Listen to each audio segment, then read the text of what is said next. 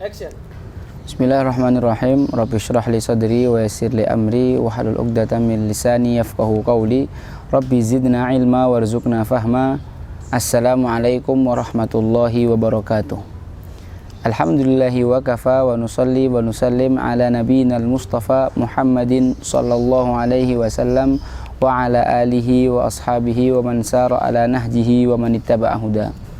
Amma ba'du, ayyuhal jamaah, usini wa iyyakum bitaqwallah faqad fazal muttaqun. Qala ta'ala wa tazawwadu fa inna khairaz zadi taqwa.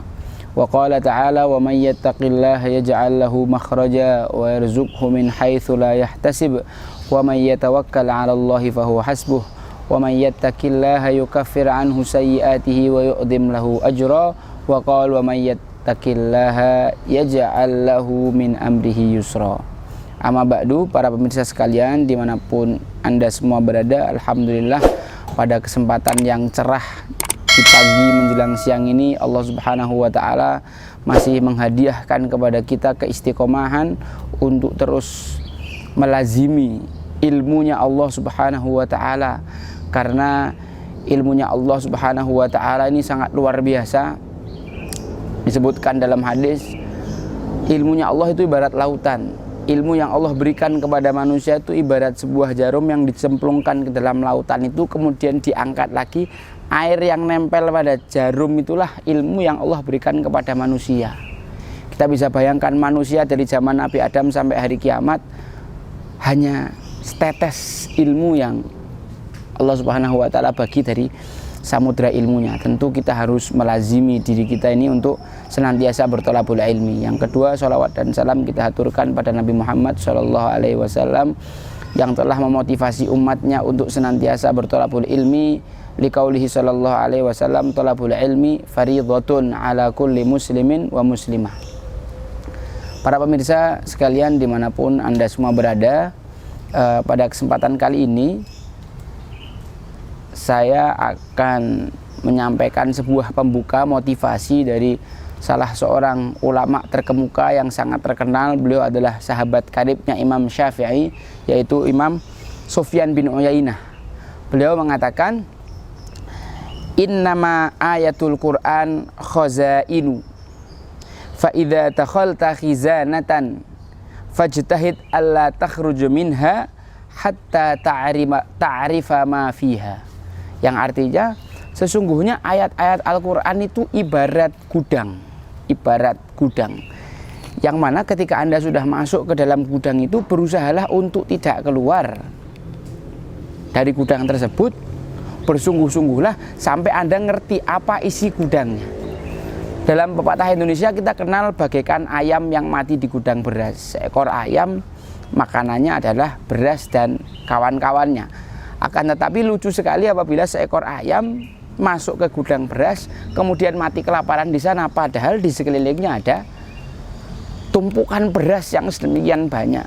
Itu sangat menyedihkan sekali. Na'udzubillah min dzalik. Orang muslim jangan sampai seperti itu. Jangan seperti ayam yang mati di gudang beras. Ketika kita mengkaji ayat Al-Quran, berusahalah semaksimal mungkin untuk memaksimalkan potensi pikiran kita, memahami, menyerap ilmunya. Kita berusaha untuk mentadaburinya, merenungkannya, merefleksikannya dalam diri kita. Apakah sudah kita amalkan hal tersebut? Syukur-syukur kemudian bisa mengajarkannya kepada orang lain. Ini sangat luar biasa. Jadi jamaah sekalian dirahmati Allah subhanahu wa ta'ala, para pemirsa sekalian dimanapun Anda semua berada,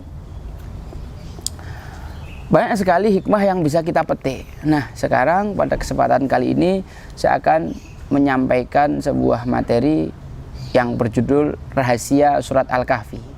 Rahasia Surat Al-Kahfi, yang mana Surat Al-Kahfi ini adalah surat yang sangat luar biasa, yaitu surat urutan ke-18 dari Al-Quran, yang mana Surat Al-Kahfi ini punya kandungan yang sangat luar biasa.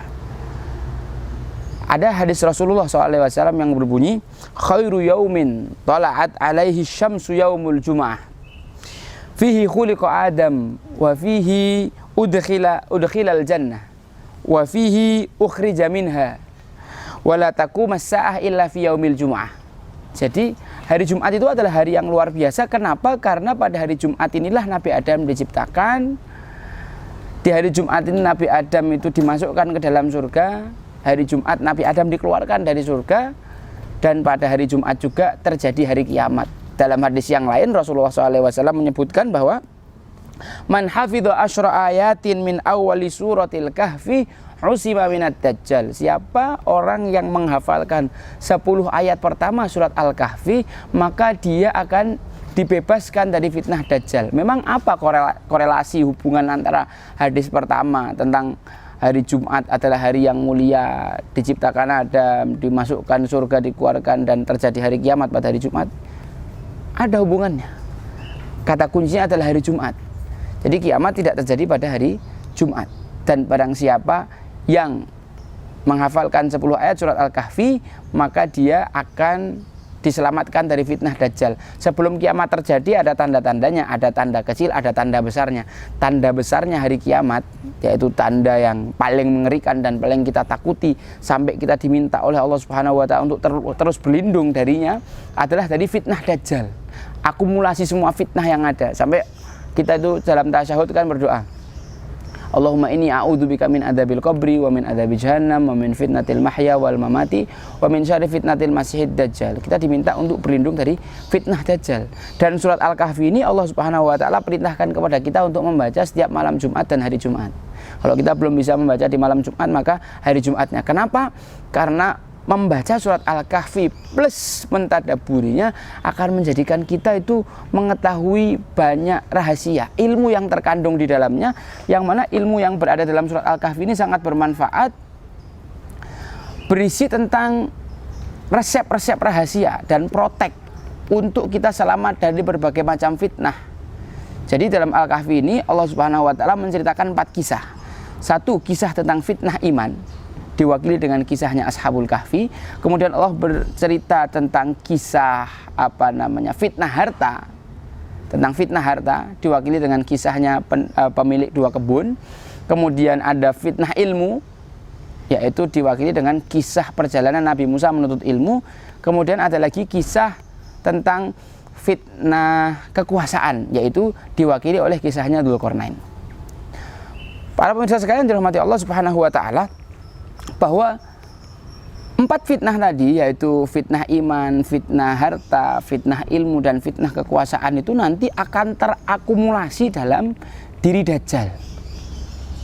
Dajjal yang nanti datang di akhir zaman, dia adalah pendusta yang sangat luar biasa. Orang yang punya iman setebal apapun akan terfitnah dengan Dajjal. Bisa dibunuh sama Dajjal, kemudian dibangkitkan lagi supaya mengimani Dajjal, bukan mengimani Allah Subhanahu wa taala. Orang yang punya harta bisa dihilangkan semua hartanya, dihancurkan oleh Dajjal, dan juga orang yang tidak punya harta sama sekali bisa diberi apapun yang ia mau oleh Dajjal. Kemudian orang yang punya ilmu tinggi pun ketika debat beradu argumen dengan Dajjal, pasti dia akan kalah, karena Dajjal ini sangat luar biasa ilmunya. Kemudian orang yang memiliki kekuasaan bisa dengan mudah ditumbangkan oleh Dajjal, dan juga orang yang sama sekali tidak punya kekuasaan lalu dia memberikan loyalitasnya pada Dajjal, maka akan dia angkat, diberikan kekuasaan yang dia inginkan, atau bahkan lebih daripada apa yang dia inginkan. Dajjal ini memiliki sifat-sifat ketuhanan, dia bisa menurunkan hujan, bisa menumbuhkan kembali lahan yang gersang, dia bisa memberikan air, dia bisa menahan hujan, dan seterusnya. Yang ini ketika seorang muslim tidak punya bekal yang cukup untuk menghadapi dia, maka dia akan terfitnah dengan fitnah Dajjal yang sangat mengerikan tersebut. Maka para pemirsa sekalian dirahmati Allah Subhanahu wa taala, mempelajari Al-Kahfi menjadi satu hal yang wajib bagi kita, tanda kutip, bagi orang-orang yang ingin selamat dari fitnah Dajjal. Karena masing-masing fitnah yang Allah ceritakan dalam Al-Quran, dari 4 fitnah ini, selain Allah ceritakan bentuk fitnahnya, Allah Subhanahu wa taala juga ceritakan apa solusinya untuk menghadapi masing-masing fitnah. Ini sangat luar biasa para pemirsa sekalian kalau kita mau mentadaburi dan merenungi isi surat Al-Kahfi. Ini apa yang saya sampaikan tentang fitnah-fitnah yang ada Allah Subhanahu wa taala sebutkan dalam surat Al-Kahfi ini, saya hanya sebutkan sebagai prolog atau pembuka saja, karena memang di kisah pertama yang ditulis oleh Ustadz Gurunda Ibnu Abdul Bari dalam kitabnya ini, kitab Tadabbur Kisah Qur'ani yang saya gunakan sebagai buku acuan dan buku referensi. Kisah pertamanya berjudul Potret Penuntut Ilmu Sejati. Potret Penuntut Ilmu Sejati. Sejatinya kisah ini bercerita tentang perjalanan Nabi Musa menuntut ilmu. Akan tetapi di awal sebelum beliau menceritakan kisah tersebut, beliau Gurunda kita mencantumkan prolog tentang gambaran global isi surat Al-Kahfi ini, yang mana di dalamnya tadi berisi 4 macam fitnah. Fitnah iman, yaitu fitnah Ashabul Kahfi. Para pemirsa sekalian dirahmati Allah Subhanahu wa taala, kita tahu bahwa mereka adalah anak-anak muda yang hidup di masa fatrah antara Nabi Isa dengan Nabi Muhammad SAW. Mereka tinggal dalam situasi negara yang sangat carut-marut, pemerintahnya dolim, bukan cuma sekedar mendolimi dalam urusan dunia saja, bahkan urusan akhirat pun mereka ini adalah orang-orang yang musyrik. Mereka adalah orang-orang yang musyrik. Nah, anak-anak muda ini sebutlah jumlahnya 7 orang. Walaupun Al-Quran sendiri mengatakan tentang pemuda ini, wa yaquluna thalathatun rabi'uhum kalbuhum. Ada yang menceritakan tentang mereka jumlahnya 3, yang keempat anjingnya. Wa yaquluna khamsatun sadisuhum kalbuhum. Jumlah mereka 5, yang keenam anjingnya. Rajman bil ghaib. Wa yaquluna sab'ah. Ada yang bilang jumlahnya 7. Wa thaminuhum kalbuhum. Yang ke-8 adalah anjing mereka. Wallahu a'lamu bi'iddatihim. Hanya Allah Subhanahu wa taala yang tahu jumlah persis mereka. Tapi anggaplah kita sebutlah jumlah mereka 7 orang. Mereka ini adalah anak-anak muda yang mereka siap meninggalkan semua kemewahan yang mereka miliki, karena mereka ini adalah tokoh-tokoh masyarakat juga. Mereka adalah anak muda yang siap berhijrah, meninggalkan keluarganya. Anak-anak muda yang mengorbankan semua yang ia miliki hanya untuk menyelamatkan imannya. Ketika ia tinggal di bawah kepemimpinan raja yang dolim ini, konsekuensinya adalah apabila ia mempertahankan keimanannya sebagai seorang yang muwahhid, hanya mentauhidkan Allah Subhanahu wa taala, mengikuti ajarannya Nabi Isa yang lurus, maka hukumannya adalah disalib. Sudah beberapa contoh orang-orang sebelum mereka yang kemudian disalib oleh sang raja supaya kembali murtad atau kembali memeluk agama raja yang musyrik. Akan tetapi anak muda ini lebih milih menyelamatkan diri. Dia keluar dari negerinya, menyelamatkan diri dari fitnah. Bisa jadi mereka berpikir kalau aku di situ aku akan dibunuh dan aku tidak bisa menyebarkan agama ini. Konsekuensi alternatif yang paling masuk akal adalah keluar. Maka anak-anak muda ini keluar dari negerinya dalam ketidakjelasan. Mereka tidak tahu kemana arah yang mau mereka tempuh, arah yang mau mereka tuju. Mereka semua berjalan sampai akhirnya mereka mendapati sebuah gua yang mereka bersembunyi di dalamnya. Kemudian Allah Subhanahu wa taala menidurkan mereka di dalam gua tersebut selama 309 tahun. Allah sebutkan walabithu fi kahfihim 300 sinina wazdadu 9. 309 tahun mereka tertidur di dalam gua dalam rangka menyelamatkan iman mereka. Mereka tertidur dalam gua dalam rangka menyelamatkan iman mereka. Nah, para jamaah yang dirahmati Allah Subhanahu wa taala, solusi bagi orang yang ingin selamat dari fitnah iman adalah dia memilih kawan yang baik. Banyak di antara kita yang menginginkan hijrah atau bergerak ke arah yang lebih baik, bertobat kepada Allah Subhanahu wa taala, tapi kita masih tinggal di lingkungan yang tidak baik. Bagaimana mungkin itu bisa terjadi? Kawan yang baik sangat memengaruhi kesolehan seseorang. Lingkungan yang baik sangat mendukung kesolehan yang ingin dicapai oleh seseorang. Seperti yang kita tahu bahwa dalam sebuah hadis diceritakan tentang seorang Bani Israel yang ia membunuh 99 orang. Lalu ia ingin bertobat, datanglah kepada seorang abid atau ahli ibadah. Wahai abid, apakah saya ini yang sudah membunuh 99 orang ini punya kesempatan untuk tobat? Kata abid, udah ada, kau masuk neraka. Emosi lagi dia, si pembunuh ini. Maka dibunuhlah si abid itu, digenapi 100 orang yang dia bunuh. Kemudian perasaan menyesalnya itu timbul lagi. Kemudian dia berpikir untuk bertobat lagi, dicarilah seorang yang alim, lalu ditanya kepada alim itu, apakah aku bisa bertobat? Kata alim, ya. Syaratnya kamu hijrah, kamu tinggalkan lingkungan kamu, karena lingkungan kamu itu lingkungan buruk, isinya orang-orang yang suka membunuh. Kalau kamu mau di situ terus, kamu tidak akan berubah selamanya. Maka berhijrahlah, pindahlah ke negeri A, di sana banyak orang-orang soleh, maka kamu tinggal di negeri itu akan membantu kamu untuk lebih istiqomah dalam hijrah. Ternyata di tengah perjalanan Allah Subhanahu wa Ta'ala sudah cabut nyawa orang tersebut. Allah sudah cabut nyawa orang tersebut. Kemudian malaikat adab dan malaikat rahmat berebutan untuk apa? Untuk mengambil nyawa orang itu. Allah kirimkan malaikat ketiga untuk mengukur jarak antara negeri yang dia tinggalkan dan negeri yang akan dia datangi. Ternyata jaraknya 1 jengkal lebih dekat ke negeri yang dia datangi, dan orang tersebut kemudian diampuni oleh Allah Subhanahu wa Ta'ala, ruhnya dibawa oleh malaikat rahmat. Luar biasa jamaah yang dirahmati Allah Subhanahu wa Ta'ala. Ternyata sangat penting kita memiliki lingkungan yang baik, karena inilah yang akan menjaga iman kita. Mustahil orang-orang yang berada di lingkungan yang buruk bisa menjaga keimanan mereka. Saya kasih contoh tambahan lagi, ayat Allah Subhanahu wa Ta'ala dalam surat Al-Hadid, yauma taral mu'minina wal mu'minati yas'a. Hari itu, di hari pembalasan, hari di mana orang-orang mukmin dan mukminat itu yas'a, bersegera, mereka berlari-lari kecil. Nuruhum baina aidihim wa bi aimanihim, memancar cahaya yang terang dari wajah mereka dan dari tangan kanan mereka. Kemudian yauma taral mu'minina wal mu'minat yas'a nuruhum baina aydihim wa bi aimanihim busyrakumul yauma jannah. Allah Subhanahu wa Ta'ala memberikan kabar gembira berupa surga buat mereka. Ya, jadi ini adalah satu scene, satu pemandangan di hari kiamat, yang mana hari itu sangat gelap. Hari itu sangat gelap, tidak ada orang yang memiliki cahaya kecuali orang beriman. Orang-orang beriman ini Allah Subhanahu wa Ta'ala beri cahaya di wajahnya, dan Allah beri cahaya di tangan kanannya.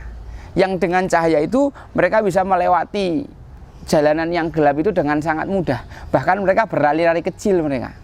Saking nyamannya mereka. Sudah tahu ini loh jalannya, mereka bersegera ingin menuju jannahnya Allah Subhanahu wa Ta'ala. Karena memang mereka juga sudah dipanggil oleh para malaikat, busyrakumul yaum, kabar gembira bagi kalian tentang surga pada hari ini. Ketika kita geser sedikit, di belakang mereka ada orang-orang munafik. Yauma yaqulul munafiquna wal munafiqatu lil ladzina amanu. Ketika orang-orang munafik laki-laki dan perempuan berkata kepada orang-orang beriman di depan mereka itu yang punya cahaya, ungdzuruna, tunggu kami. Naktabis min nurikum, kami ingin meminta cahaya dari kalian. Jadi iktibas dalam bahasa Arab itu untuk digunakan orang yang menyalakan obor. Jadi obor yang sudah nyala ditempeli oleh obor yang belum nyala, sehingga yang belum nyala itu jadi nyala juga. Kilarji'u wara'akum, orang-orang beriman itu mengatakan, balik ke belakang sana kalian, maksudnya kembali aja lagi kalian ke dunia kalau kalian pingin cahaya seperti kami. Faltamisu nuro, cari cahaya kalian sendiri. Artinya pada hari itu walaupun kita semua di dunia itu dekat, antum dan ikhwan-ikhwan antum sholat bersama, berjamaah, puasa bersama, ketika bulan Ramadan ngajinya bareng, tilawah Qur'annya bareng, kemudian makan bersama. Antum tinggal di lingkungan yang sama, bertemu dengan mereka. Akan tetapi orang-orang mukmin yang bercahaya pada hari kiamat itu mengatakan kepada orang-orang munafik, ilarji'u warakum, kalian balik aja ke dunia. Kalian di dunia itu adalah orang-orang munafik. Kalian jadilah orang-orang yang beriman, balik lagi ke dunia, carilah cahaya itu sendiri. Kilarji'u wara'akum faltamisu nura. Lalu pada saat diskusi itu belum terhenti, faduriba bainahum bisurin lahubab, Allah Subhanahu wa Ta'ala memisahkan mereka dengan sebuah tembok besar, lahubab, yang ada pintunya. Batinuhu fihi rahmah, di dalam tembok itu orang-orang mendapatkan rahmah, wa dhahiruhu min qibalihil adab, orang yang di luar itu mendapatkan adab. Yunadunakum, orang-orang munafik itu di balik tembok teriak-teriak, yunadunakum alam nakum ma'akum. Orang-orang mukmin, bukankah kita dulu bersama kalian, bareng-bareng sama kalian, kita makan bareng, kita sholat bareng? Ya. Alam nakum ma'akum. Orang-orang mukmin menjawab dari balik tembok itu, qalu bala, ya, kalian sama kita. Walakinnakum fatantum anfusakum, akan tetapi kalian itu memfitnah diri kalian sendiri. Memfitnah diri sendiri itu dengan cara apa? Seorang yang memiliki keimanan lalu dia duduk di antara orang-orang yang membahayakan keimanannya, hidup di lingkungan yang rusak bersama teman-teman yang rusak, sehingga apa? Keimanan dia diuji di situ, dia membiarkan keimanannya diuji, bahkan dia membiarkan keimanannya hilang. Saya kasih contoh, dulu ketika saya pondok di satu pondok, itu kelas saya itu kelas yang banyak tai tikus dan kencing tikus yang bau sekali. Kalau masuk itu, ustadz itu masuk ke dalam kelas kami, baunya luar biasa. Akan tetapi santri yang udah terbiasa hidup di kelas itu tuh santai aja gitu loh. Nganggapnya bahwa kelas itu nggak bau. Kenapa? Karena hidung kita ini akan mencium bau itu ketika pertama kali saja. 5 menit pertama kita akan cium bau tak sedap itu. Tapi ketika sudah masuk ke menit berikutnya, kita akan terbiasa dengan bau tidak sedap itu. Ketika kita pakai parfum yang baru, mewah, mahal, ini kita akan cium di 5 menit pertama bau wanginya. Akan tetapi setelah lalu sekian menit, kita sudah tidak sadar lagi akan bau wangi yang menempel dalam tubuh kita. Hanya orang yang komentar, kok baumu wangi banget sih? Iya po, aku udah gak nyium. Gitu. Orang-orang yang beriman, yang meletakkan diri mereka di dalam lingkungan yang buruk pun akan seperti itu. Awalnya dia mencium bau busuk. Akan tetapi ketika imannya sudah terfitnah dan dia mulai terbiasa dengan bau busuk itu, dia akan berapologi dan seterusnya. Dia malah menikmati lingkungan yang buruk. Dia malah menikmati teman-teman yang buruk. Wa tarabbastum, dan kalian menunggu-nunggu. Udahlah nggak apa-apa di sini, seminggu lagi aku tak tobat. Oke, ini tahun terakhir aku nakal, besok Ramadan aku akan berubah jadi orang yang beda. Jadi individu yang betul-betul berubah 100%. Bulan Ramadan depan aku mulai. Bulan depan aku taubat. Minggu depan aku taubat. Besok pagi aku taubat. Kayak gitu, watarobastum. Kalian nunggu-nunggu. Kalian menunda-nunda. Iya, kumat taswif, jauhi taswif. Kau bilang saufa nanti. Nah, kalau nyawamu udah diambil dulu sebelum kamu sempat taubat, gimana? Watarobastum wartabtum, sampai akhirnya kalian pun mulai ragu terhadap kebenaran agama kalian sendiri. Saya punya seorang murid yang meragukan keadilan Allah Subhanahu wa ta'ala karena dia bergaul di lingkungan yang salah. Dia merasa bahwa, loh, aku belajarku lebih banyak daripada temanku yang gamers. Kenapa kok mereka lebih sukses secara nilai keduniaan, yang ini ranking 2, kenapa aku ranking 4? Bahkan lebih parahnya lagi, percuma aku sholat, percuma aku sholat tahajud, percuma aku puasa, percuma aku infak. Kalau apa? Kalau temanku yang Kristen malah yang ranking 1, jadi percuma.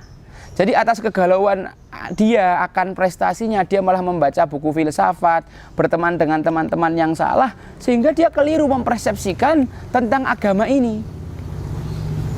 Sehingga ayo ikhwah yang dirahmati Allah Subhanahu wa ta'ala, orang ini mulai ragu. Wartabtum, orang-orang munafik ragu.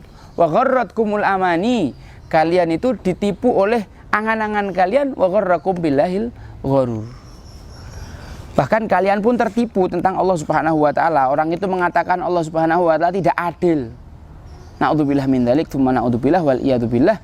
Nas'alullah, semoga kita dijaga dari hal yang semacam itu.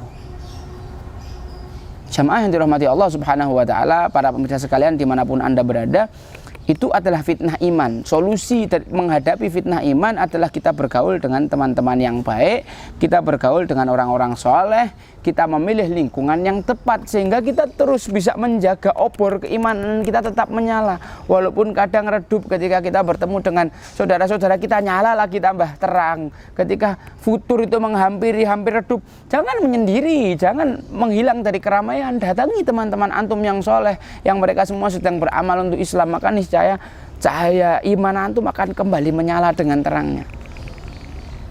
Kemudian fitnah harta, maka solusinya adalah antum menyadari bahwa dunia ini semuanya adalah permainan. Wa mal hayatud dunya illa la'ibun wa lahwun wa zina. Hanya perhiasan saja. Wa tafakhurum bainakum, hanya ajang pamer. Wa takatsur. Dan Allah Subhanahu wa ta'ala sebutkan di akhir kisah tentang pemilik kebun itu bahwa dunia itu hakikatnya seperti habbah kahashimin, seperti tumbuhan yang biji-bijian yang tumbuh, karena namanya biji-bijian itu umurnya kan tidak lama, seumur jagung lah bahasanya kayak gitu.